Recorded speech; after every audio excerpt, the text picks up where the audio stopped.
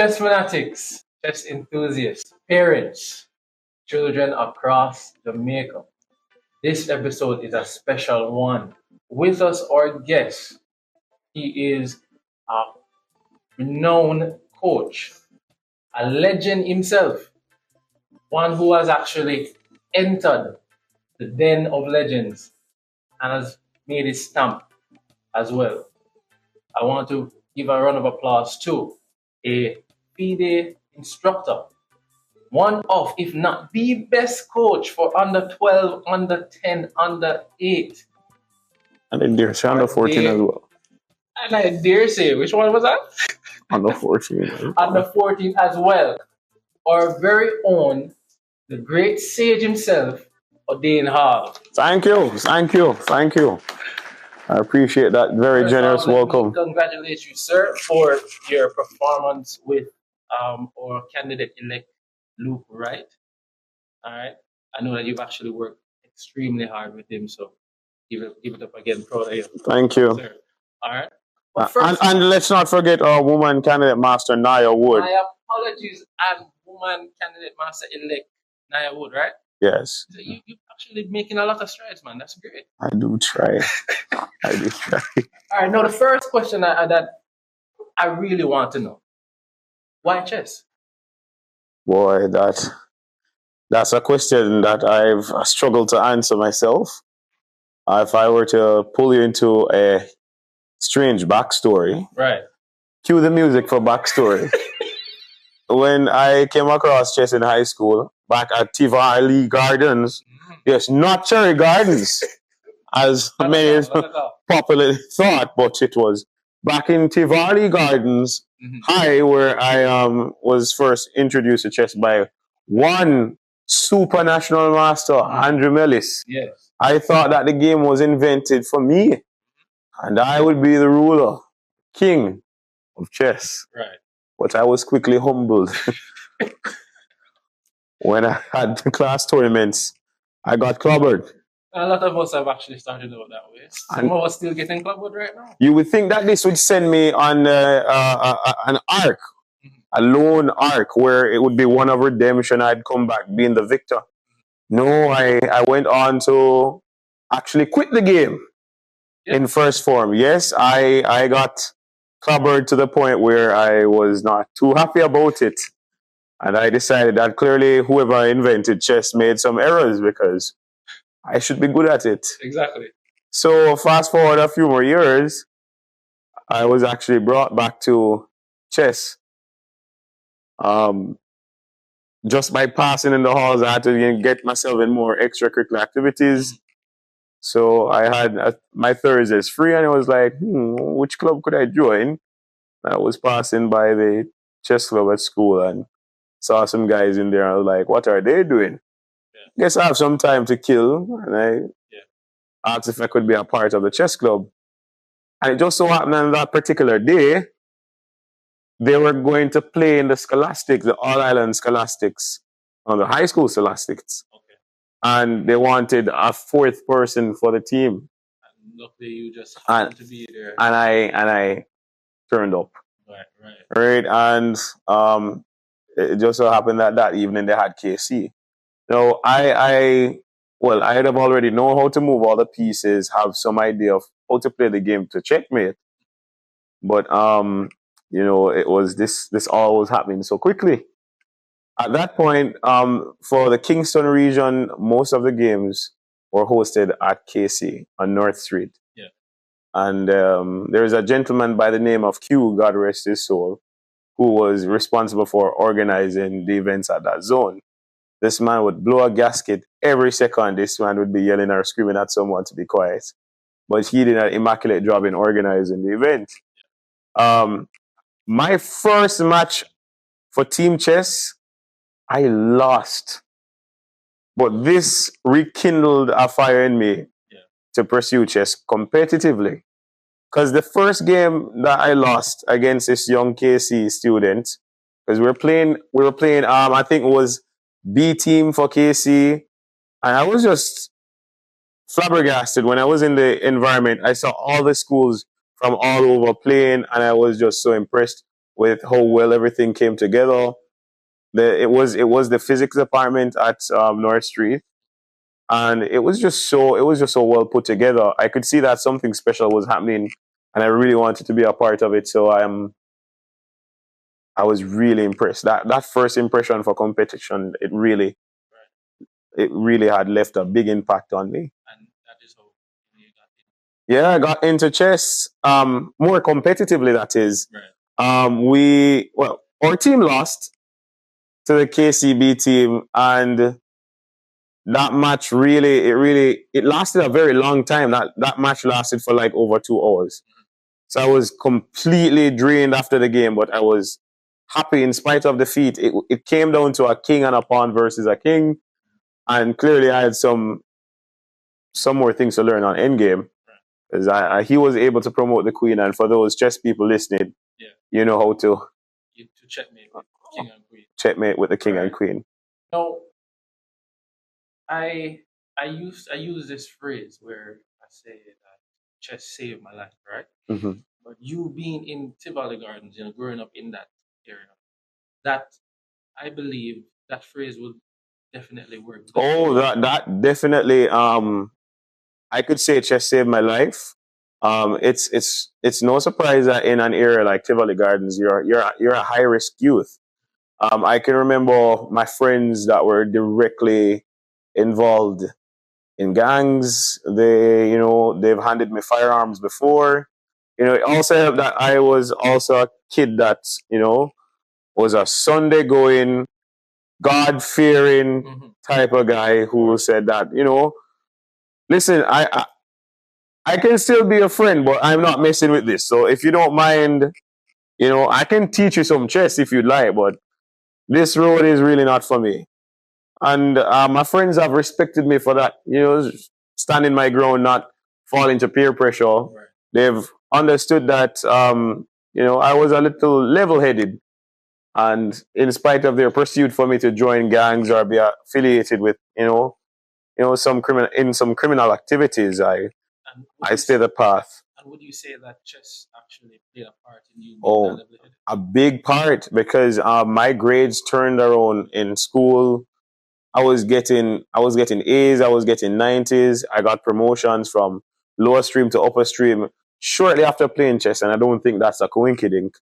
It turned out that I was actually being paid to do people's SBA for them. I was able to do my work in school because chess just helped me to be a lot more focused. I still had to point out at this point, I was still losing, mind you. I wasn't winning anything.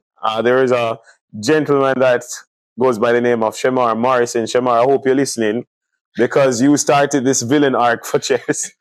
Shemar's famous quote to me that really sunk deep, and my heart has clung to it for years, if that's a word. Shemar says, Sage, I would get thrashed by Shemar on a daily basis, and I kept going back for more each day. And Shemar would just look at me and see me studying all these chess books, and Shemar would say, "Boy, Sage, again, we're going at this again.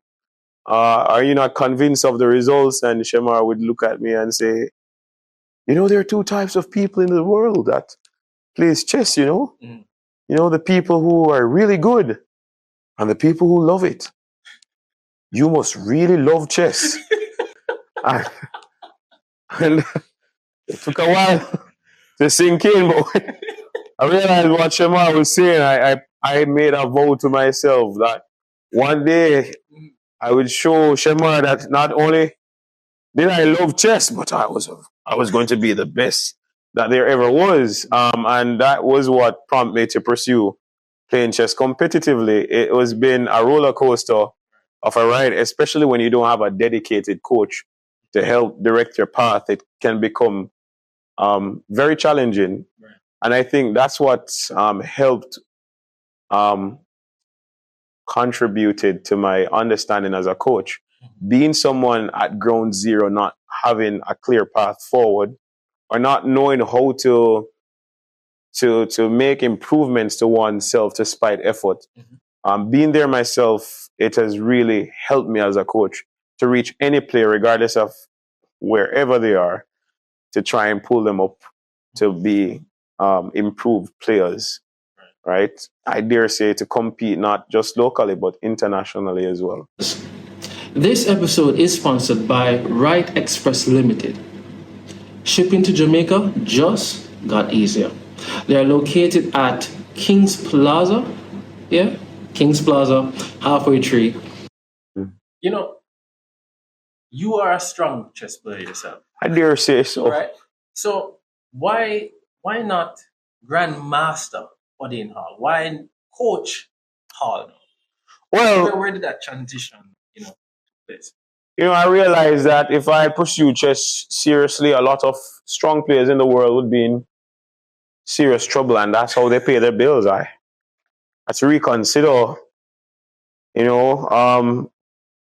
I decided to let other players take a swing at it because I'd be too strong for them to handle. I'm kidding. There has to be a level of delusion.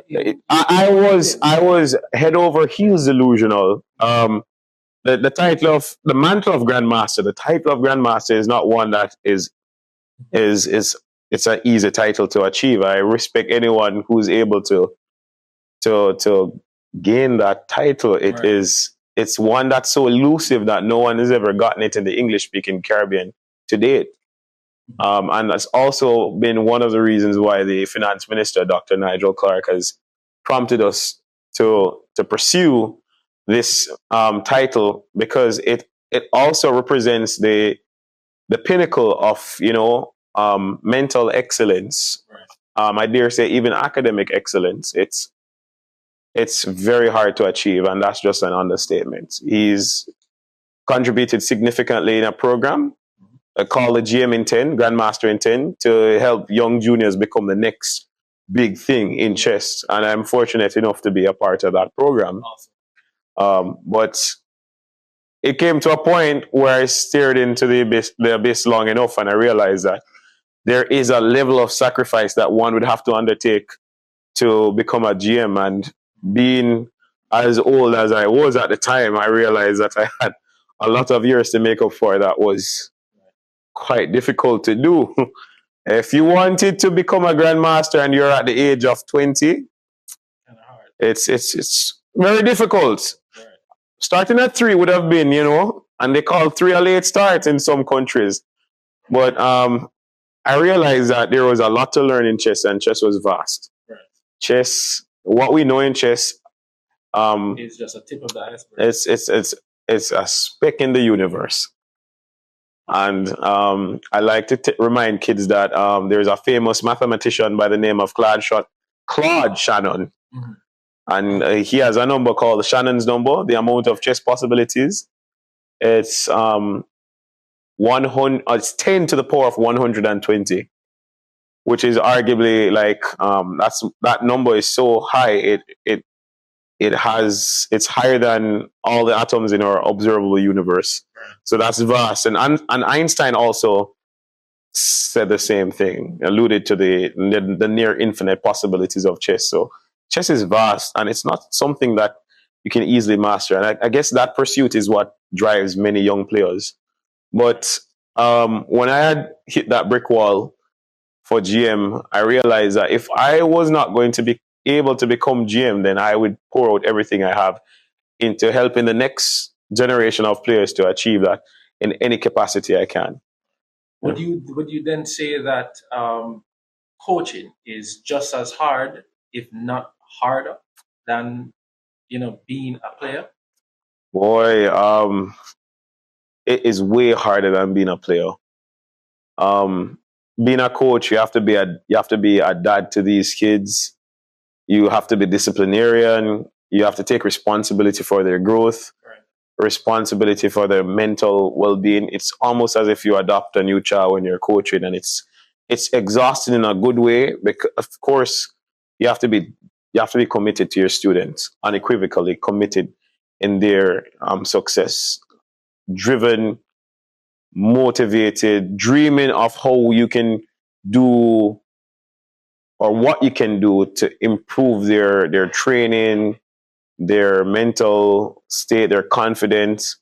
I dare say a big part of my coaching mantra is taken from the law of the learner, right? Where the fundamental concept is really based on the fact that as the teacher, you're responsible in all regards to the success of a student, and there are no excuses. So I've adopted that core policy in heart, and I've really used it to help me push students. There's always a way forward if the coach or teacher tries hard enough to forge that path. Right.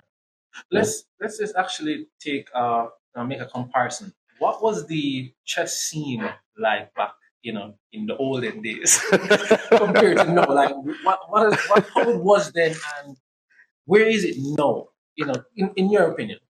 Boy, I don't want to reveal too much about my age.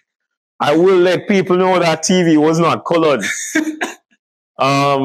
So back on the scene as a junior growing up in Jamaica, I saw some really fascinating players. I came on the scene and I saw players like the great FM Shane Matthews.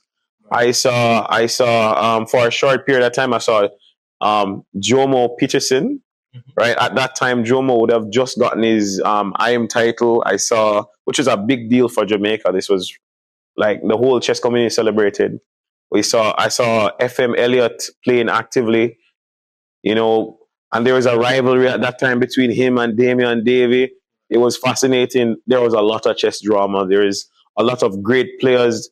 Fide Mata, Malaku Lauren. I could go on. There are just some really talented players to date that I really looked up to as a chess player. Mm-hmm. National Master Jeffrey Byfield, National Master Ryan Blackwood, National Master Mikhail Solomon, and woman FIDE Master at the time, I think, Deborah Richards Porter, which is one of my favorite female chess players in the entire Caribbean. Right.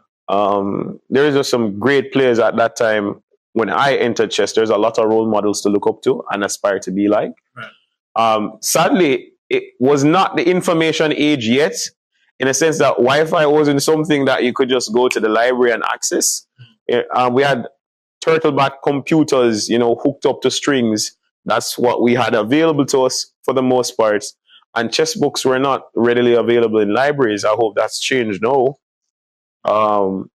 So the pursuit of chess was a little bit more difficult when you didn't have any reference, when you didn't have the material.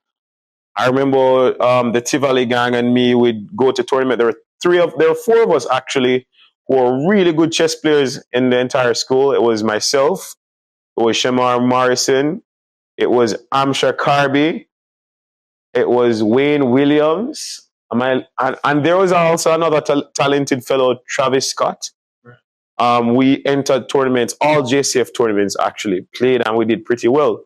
It really helped us a lot that, there was a cash prize in the beginner section. Right. So we would actually go to these tournaments and win the events or try and medal, because one person winning meant that all of us got paid. So I shouldn't be saying this. We did, but back then, when the money was actually, when I wasn't so privy to the rules and the ethics of gameplay, I did a little bit of match fixing among my peers to ensure that we all went home happy campers. But we don't do that anymore. Well, clearly don't. I tell my students, no prearranged draws, no prearranged anything. You go to that board and you do your best. But you mentioned something, just a while ago, where back then it wasn't the era of information, and it was difficult to actually gain certain information. But because of the pursuit of the sport, the critical thinking portion of it was even more prominent then, versus now where there's information everywhere, so it's just at the tip of your fingers. So now we're seeing like a disparity in the sense of we're not utilizing our brain as much as before. Chess actually helped that. Would you say that's something to look into? Yes, certainly, for sure. There are tons of study online that shows that playing chess helps significantly with critical thinking. And one of the biggest things that I like the Magnificent Chess Foundation for is their slogan, "Building a Nation of Thinkers." Chess has helped to rehabilitate a youth like myself and others too through academics and critical thinking that helped me pursue various career paths even before chess. Right. There is a little disparity with the I'd say the skill level of players I see now versus how it was back then. I'm not quite sure what the fall off is, but I also have to comment that this era of players that we're seeing are the most talented we've ever had. Right. But I think there's still more that we can do with the talent that's not being utilized at the moment. Perhaps, having a lot more tournaments in Jamaica backed by corporate Jamaica. And I believe that as it is right now, the youngsters that we have just needs more opportunity to play, to display their skills, to perhaps get the opportunity to travel to international events and learn from the experience of other international players. I must say all the masters that I called before when I got on the chess scene were avid Olympiad players. They traveled a lot. They've been to Russia, they've been to Azerbaijan, Baku, they've been to Dubai, they've been around, and all of those players that has been able to make the Olympiad team, which is actually not an easy feat still to date. They got the experience and it's made them indistinguishable as great elite players, right? They've clearly distinguished themselves. Well, I should say distinguished themselves from the average player. They're really phenomenal because they've gotten the opportunity to travel and play and do so well. If our juniors in Jamaica got that opportunity as well, I think they'd clearly also make Absolutely a brilliant impact on chess. And speaking on the talents, you have quite a few of them yourselves that you have, really, bring up. Yes. Right? Luke Wright and Nia Wood, both are candidate elects. What was the process bringing them from ground zero to where they are now, where they are really competing at the highest level? Well, I'll share the secret with other coaches, or aspiring chess coaches. Right. Before you decide to teach anyone chess, you have to get them to love it first. That has always been the underhanded tactic that we use. Right. It's like using the carrot to lure the bunny.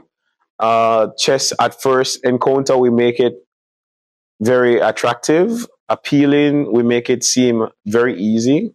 We get them to love the initial impression of chess. It's easy. Anyone can play. It's just some pawns, push some pawns. You throw a few matches. Essentially, you get them to fall in love with the game before you introduce the dark side of the game to them. And it gets really dark. It gets really dismal real quickly when you realize how much you have to read and learn. But you definitely don't start that way. You get them to love the game first. Lure them into a false sense of security in the initial stages. But by the time the chess bug bites them, in spite of the work and hardship, they're willing to do it. And that's how you get them to continue the journey of pursuing chess competitively, letting them believe that they actually stand a chance. That's very important because one of the biggest game changers for chess, when you're introducing your kids to chess, it's a big confidence booster. And if you have zero confidence, you want to give them a little before they start so we can multiply that confidence into borderline egotistical, maniacal behaviors. So we try and get them to like the game, get them to be a little confident, let them beat you up on the board a little bit. You just boost their ego, and then you slowly introduce the more difficult aspects of chess. Putting them on the chopping block, so to speak. Your words, not mine. Yes. All right. So, how do you prepare your students, for tournaments? Boy, I learned this from a coach. I won't reveal his name, but you want to make sure that your training environment matches tournament environment as much as possible. Most of my kids, they don't like me when it comes to training because I can be so intense, so critical. I'm a little bit overbearing. I'm a little bit annoying if it's not done just right.